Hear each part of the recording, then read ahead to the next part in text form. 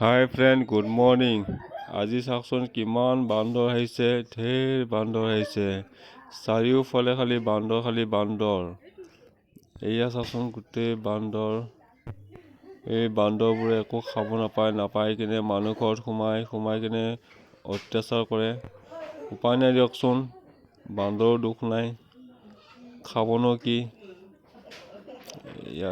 বহুত বান্দৰ আছে, একদম কেঁচুৱা সৰু পোৱালিবোৰ আহিছে বান্দৰ।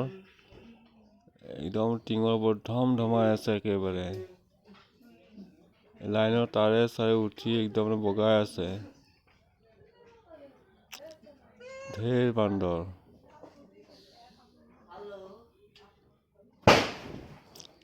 গোটেই তলৰ পৰা ওপৰলৈ গোটেই এজাক বান্দৰ উঠি আহি আছে।